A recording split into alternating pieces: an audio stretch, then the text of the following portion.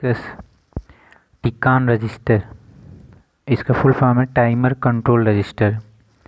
जो टिकान रजिस्टर होता है स्पेशल फंक्शन रजिस्टर का एक रजिस्टर होता है। टिकान रजिस्टर में टिकान जो रजिस्टर होता है 8 बिट का रजिस्टर होता है, जो D0, D1, D2, D3, D4, D5, D6 और D7 होता है। टिकान रजिस्टर में जो लोअर ऑर्डर 4 बिट होता है D0 से लेकर D3 तक, इसमें IE1, IT1, IE0 और IT0 ये इंटरप्ट बिट होता है।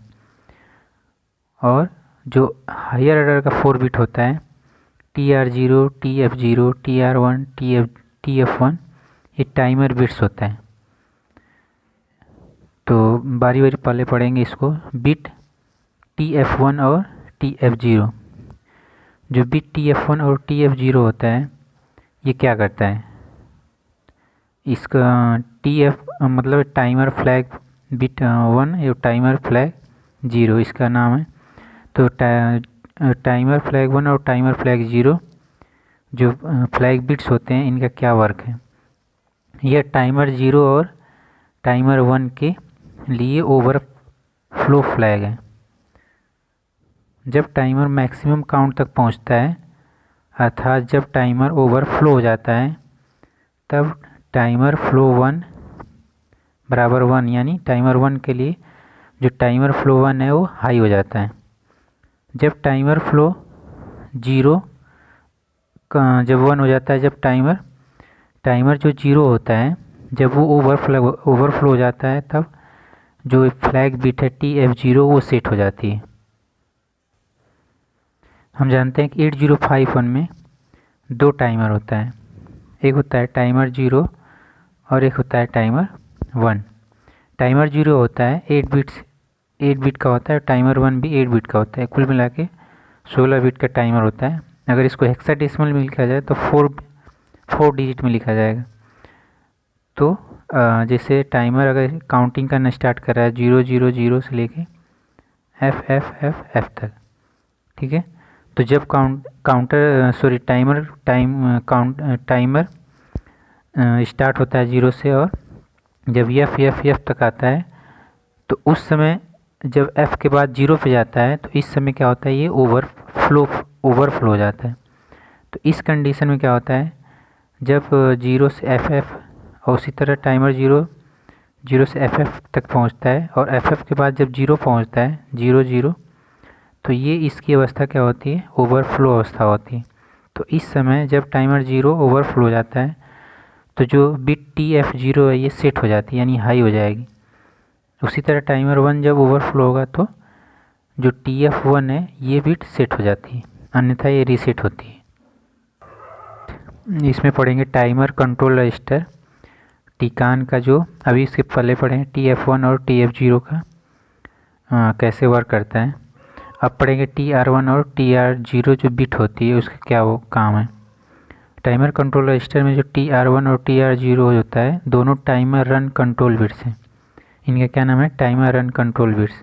इस बिट्स द्वारा टाइमर को स्टार्ट तथा स्टॉप किया जाता है। ये सिंपल है। जब TR1 1 होता है यानी जो टाइमर रन कंट्रोल बिट जब ये 1 होती है तो उस समय टाइमर 1 स्टार्ट हो जाता है, ठीक है। और जब टाइमर रन कंट्रोल बिट ये 0 हो जाती है, टाइमर रन कंट्रोल बिट जब 0 हो जाती है उस समय टाइमर जो 1 होता है वो स्टॉप हो जाता है।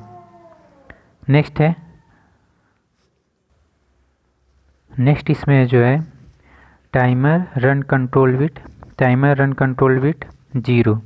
जब टाइमर रन कंट्रोल बिट जब 01 होती है, ये टाइमर 0 के लिए जब ये 1 होता है तो इस जो टाइमर 0 होता है वो स्टॉप हो जाता है। जब टाइमर रन कंट्रोल बिट 0 जब 1 होगी तो टाइमर 0 स्टार्ट हो जाएगा। जब टाइमर रन कंट्रोल बिट 0 जब 0 हो जाता है यानी ये बिट जब 0 हो जाएगी तो उस समय जो टाइमर 0 होता है वो स्टॉप हो जाता है। टिकान रजिस्टर में नेक्स्ट जो 4 बिट है इंटरप्ट बिट्स हैं। नेक्स्ट 4 बिट इंटरप्ट बिट्स, इसमें IE1 तथा I0 और IT1 तथा IT0 है। तो इसमें पहले पे पढ़ेंगे I1 बिट और I0 बिट। बिट I1 और I0 बिट का क्या वर्क है।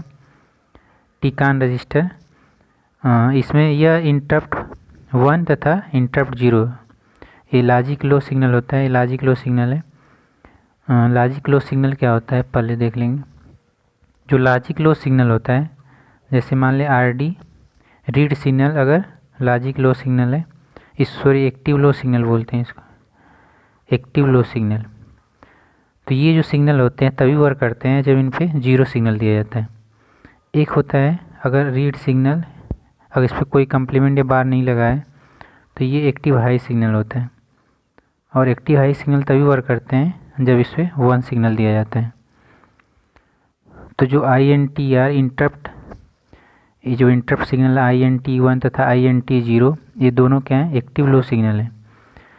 ये इंटरप्ट फ्लैग हैं। जब कोई बाहरी इंटरप्ट आता है तब इसके अनुसार जो बिट I1 तथा I0 फ्लैग है, फ्लैग बिट क्या होती है, सेट तथा रीसेट होते हैं। सेट का मतलब 1 तथा रीसेट का मतलब 0 हो जाती है।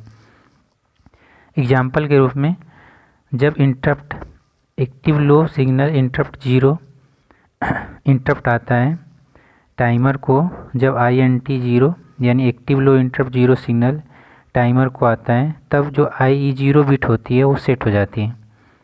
IE0 बिट हमारी क्या होगी, सेट होगी। जब क्या आएगा INT0 active low interrupt signal जब टाइमर को मिलता है तो उस समय जो IE0 बिट होती है वो सेट हो जाती है। नेक्स्ट है जब टाइमर को INT1 active low interrupt 1 signal timer को प्राप्त होता है तब जो IE1 बिट होता है वो सेट हो जाता है। IE1 बिट, यहाँ I1 बिट है, ये कब सेट होगा, जब एक्टिव लो इंटरप्ट सिग्नल 1 प्राप्त होता है जब टाइमर को, उस समय I1 बिट क्या हो जाती है, सेट हो जाती है।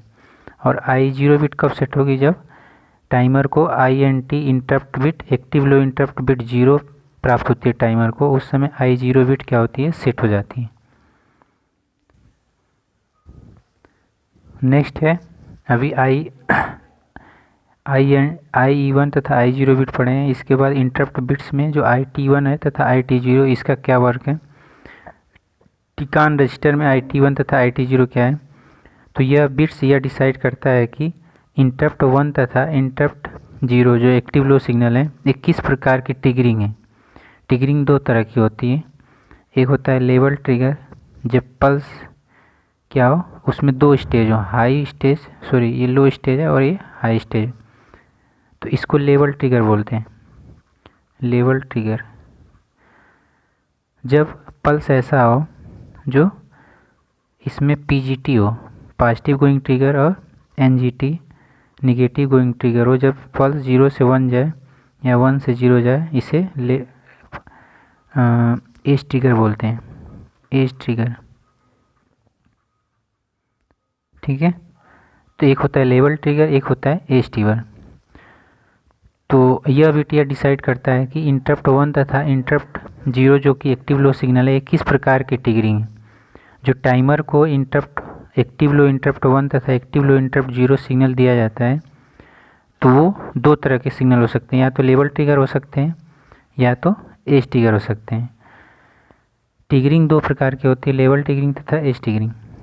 यदि जो IT1 बिट है, ये IT1 बिट अगर 0 होती है, IT1 बिट अगर 0 होती है तो एक्टिव लो इंटरप्ट 1 जो सिग्नल है वो लेवल ट्रिगर होता है, ठीक है।